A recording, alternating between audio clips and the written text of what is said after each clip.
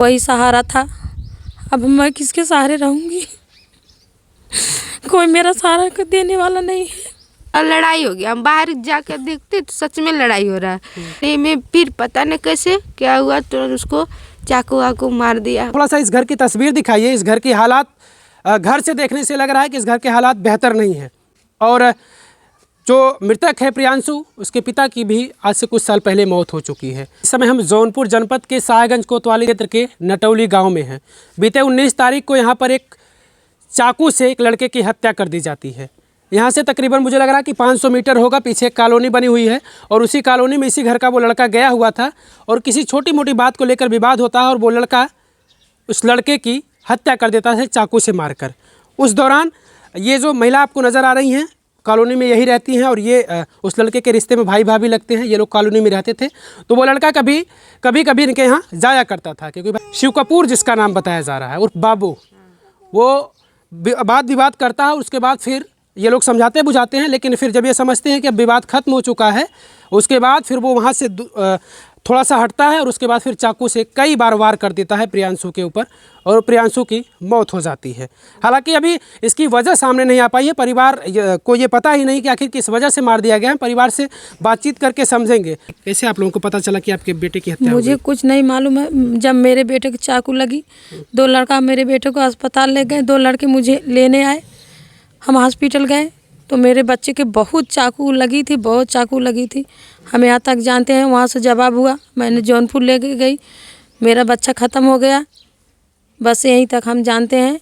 किस लिए मेरे बच्चों को मारा हम ये नहीं जानते हैं, किस लिए मारा। कोई झगड़ा उगड़ा नहीं था पहले से। चाकू लगा आपने देखा, साहेबगंज के बाद फिर आप लोग जौनपुर ले जाते हैं। हाँ। तो क्या बच्चा जीवित था जब आप मिली थी बच्चे से? जब बच्चे से मिली थी बच्चा जीवित था।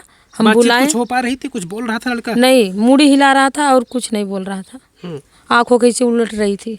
अच्छा, चाकू कहाँ, शरीर पर कहाँ लगा था चाकू आपके बेटे को? चाकू पूरा बॉडी में, दाहिनी तरफ पूरा बॉडी में लगा था। एक चाकू यहाँ भी लगा था, हम पूरा देखे। अच्छा, यानी कई बार किया गया था उस? कई बार किया था, कम से कम 10 चाकू से ऊपर मारी गई थी मेरे बच्चों को पेट में। और इसका कारण आप लोगों को नहीं पता कि आखिर बच्चे को क्यों मारा? नहीं पता है। कभी उस लड़के से, आपके लड़के से विवाद आप लोगों से? कभी नहीं, कभी नहीं, कभी नहीं, कोई विवाद नहीं। पास पड़ोस का रहने वाला है नहीं वो? नहीं, मेरा बच्चा, मेरे 2 लड़के रहते थे वहाँ रिश्तेदार, वो बच्ची कभी कभी रोते गाते थे या उन्हें डॉक्टर भी लेना जाता था तो मेरे बच्चे को फ़ोन करते थे। मेरा बच्चा दर्द दवाई दिलाता था, वो काम पे रहता था, नहीं टाइम पे पहुँच पा रहा था, या रोटी बनाना था तो लड़के की तबीयत खराब थी, वही लेने उन्हें भले चला जाता था और नहीं जाता था मेरा बच्चा। यानी कुछ विवाद नहीं था उस लड़के से कभी? इसके पहले कोई झगड़ा झंझट? नहीं, कोई विवाद नहीं था। और हम लोग गरीब हैं, मेरे पति भी गुजर गए, मेरा बच्चा का वही सहारा था। अब मैं किसके सहारे रहूँगी? कोई मेरा सहारा देने वाला नहीं है। बिल्कुल, ये बड़ा संकट है इस परिवार पर। हम बातचीत करते हैं उस महिला से, जो महिला उस कॉलोनी में रहती थी और वहीं पर ये कह रही हैं कि हम पहले समझाते बुझाते हैं, पूरा बातचीत करते हैं। क्या हुआ था उस दिन? आप वहाँ पर खाना बना रही थी? हाँ, वो बच्चे को लेकर ना वो खिला रहा था,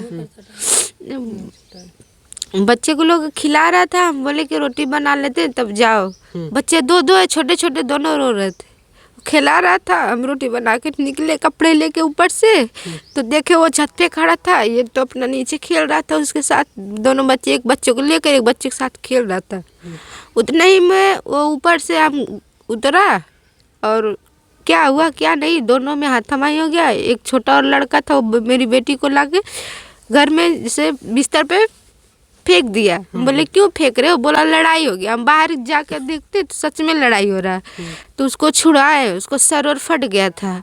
छुड़ाए, हम छुड़ा के हम बोले जाओ तुम पट्टी कराओ। वो उधर जैसे घूमा, हम अपने बच्चे को लेकर घर में घूमे, उतने में फिर पता नहीं कैसे क्या हुआ, तो उसको चाकू वाकू मार दिया।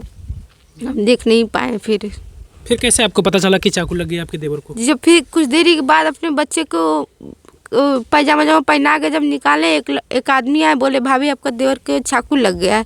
तो जो हम निकल के देखते हैं कि उसको देखे, और उसके बाद सब लोग, मतलब 2-3 लड़के लोग उसको लेके चले गए थे। मतलब इधर ही के कोई थे, पता न कौन थे, बोले वो लेके तब जा रहे थे हॉस्पिटल। अच्छा, उसके साथ में भी कोई लड़का था, शायद वो बचाने की कोशिश करा था, उसको भी चाकू मार दिया उसने। हाँ, शुभम नाम है उसका। शायद वो आ रहा था खेत के तरफ से, वो बचाने के चक्कर में उसको भी मार दिया था चाकू। मारने वाले की कितनी उम्र रही होगी आपके हिसाब से? 25-30 साल हो गई।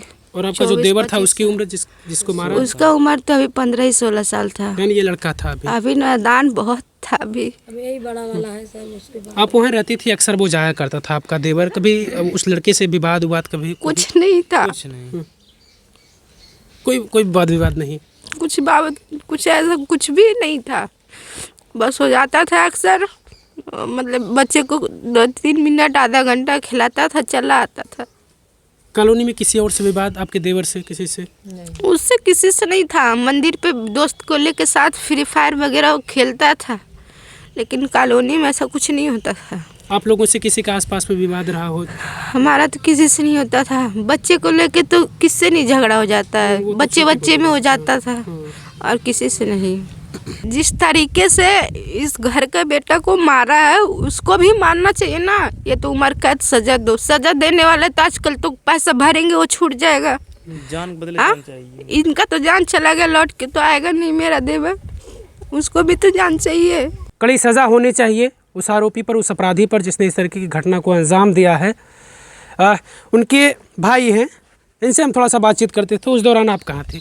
उस दौरान हम सरिया लाद के ट्रैक्टर से लेके गए थे खेता सराय। यहाँ से 5 बजे हम निकले थे, 7 बजे पहुँचे थे। 3 टन सरिया लोड थी, खाली करके आए यहाँ शाहगंज, पहुँचे थे 9 बजे रात को। आपको कब पता चला इसके बारे में? 7 बजे ही पता चला, जब मैं खेता सराय सरिया लेके पहुँच चुका था। तब वहाँ खाली किए। उसके बाद जब तक यहाँ शाहगंज सरकारी हॉस्पिटल से इसको लेके जाया, रेफ़र किया गया जौनपुर के लिए, तब जाके हम पहुँचे। तब देखें कि यहाँ से जाने के बाद फिर हम आए घर आए, सुनने फ़ोन आया कि डेथ हो गई बच्चे की। प्रशासन उस समय क्या कही? हालांकि जो आरोपी है वो तो उसको पकड़कर जेल भेज दिया गया प्रशासन ने कुछ कहा? आप लोगों को कुछ आश्वासन दिया? प्रशासन ने यही कहा कि मुजरिम अभी बरामद नहीं हुआ, उसका चाकू, मुजरिम पकड़ा गया है, उसको जेल भेज दिया जाएगा। कत्ल के जुर्म में जो सज़ा मिलेगी उसको वही सज़ा मिली है। FIR हम लोग किए नहीं थे तब, मगर जो अगला बच्चा शुभम यादव था, उसके पिता सब कुछ किए थे FIR और। अच्छा, जो दूसरे लड़के को चाकू लगा है उसके पिताजी? हाँ, उसके पिताजी सब किए थे, और उसी आधार से इधर का भी केस लिखा गया था। अच्छा, सुनने में ये आ रहा है कि वो पुलिस को वो खुद बुलाता है, पुलिस को सूचना वो खुद देता है। पहले पुलिस को खुद ही बुलाया था, मार के खुद बुलाया पहले। खुद बुलाया, मेरा नाम वहाँ पे अच्छा, लिखा है। अब मार कर वो खुद बुलाया? खुद मार के उसके ऊपर जो उसकी चाची है, क्या है, फिर की औरत, उसकी बहू, तो शायद उससे कि खुद फ़ोन किया, पुलिस खुद बुलवाया, मेरा नाम लिखवा रहा है। अच्छा, आपका नाम क्यों लिखवा रहा? क्या बता रहा था? बोल रहा है कि देखिए, जो फालतू में ही बोल रहा है कि इनके रिश्तेदार यही मुझे बुलवा के लड़के लोग के मरवा रही है। मैं क्यों मरवाऊंगी? अच्छा, मतलब आपको करा था कि लड़का बुलवाकर हमको मरवा रही है। मारने के बाद ये करा कि हमको मारने के बाद भी पहले वो हुआ, फिर चाकू वाकू मार भी दिया, फिर बुलवा रहा है 2 बार। पुलिस बुला के मेरा ही नाम लिखा है। वो लोग नहीं चाकू या लाठी डंडा ले। और हम एक औरत थे, 2 बच्चे साथ में था, मैं क्या कर सकती थी? कॉलोनी में आप कब से रह रही थी? कॉलोनी में तो मुझे 3 साल हो गया। 3 साल से आप रह रही थी। तो जो लड़का आरोपी है उसका नेचर कैसा था? कभी वो मारपीट ऐसे लोगों से करता रहता? बाहर रहता था पहले, अब इधर से अपनी बहन को छोड़ के आया था दिल्ली में, तब से वो यहीं पे है। तो मारपीट तो जैसे किसी से करता था।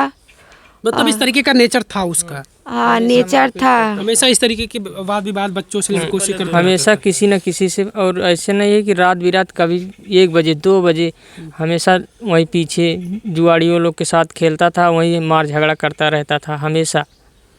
कॉलोनी में ऐसा कोई दिन नहीं था कि किसी से उससे झगड़ा नहीं होता था, हमेशा। ये उस लड़के के यानी मृतक प्रियांशु का ये बड़ा भाई है। आपको कब जानकारी मिली? कहाँ थे आप उस समय? सर मैं उस समय दुकान पे थे।